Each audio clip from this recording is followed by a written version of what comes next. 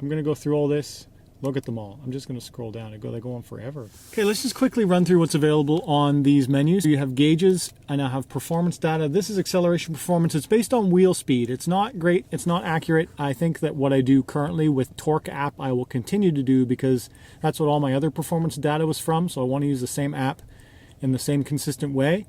You can use this as a OBD2 code reader for troubleshooting vehicle and resetting vehicle diagnostics, and you can manage your tune. It's like a control with the tune, and then this one you can uninstall.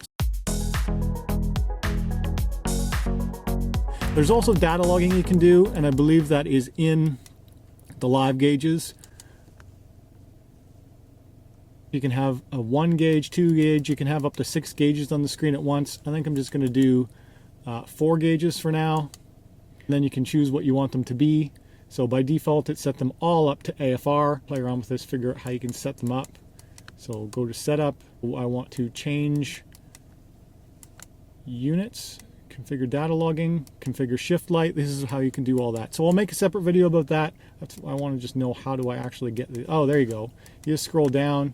So if I want air fuel ratio, I just clicked on it and I can change monitor. So here's all the monitors that are available: AFR, set point, pedal position, air mass, ambient temperature, battery voltage, boost pressure, COBB spark reduction.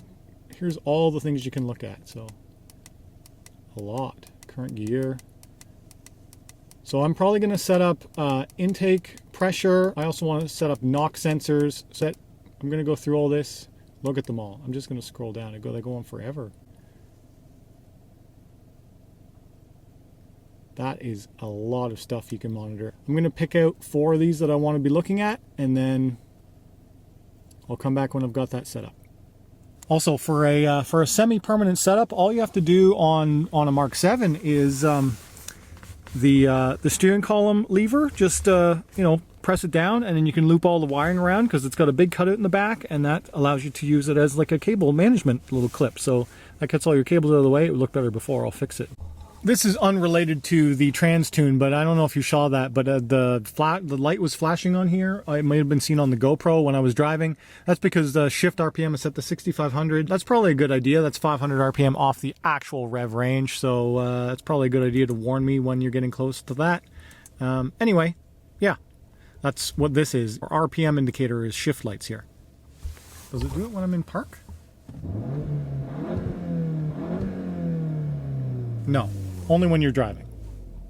So my very first drive, I'm just going to be monitoring these things. So I've got it set up for manifold air pressure, which is actually boost pressure that's into the manifold. So it's a little bit more accurate than looking just at turbo pressure.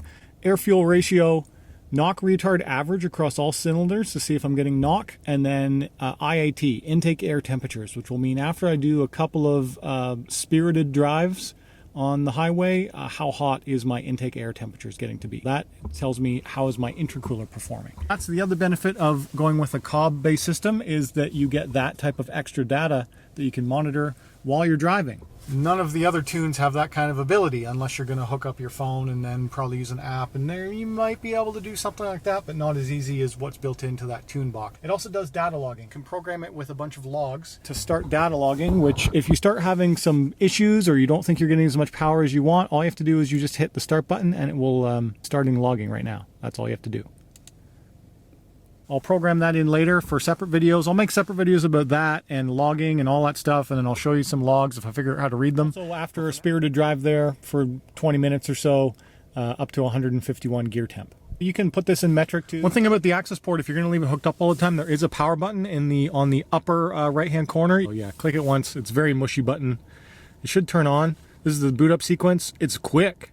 So it goes through here, it shows your custom software screen. That's because I bought this from that tuner, and then it remembers what your last setting was and it goes right back to it. So I like that. That was what, maybe 5 or so seconds, maybe 10, and then it's up and running. And when you want to power it down, same thing. You press that button on the top, it'll warn you it's going to shut down in a couple seconds, and then it turns off.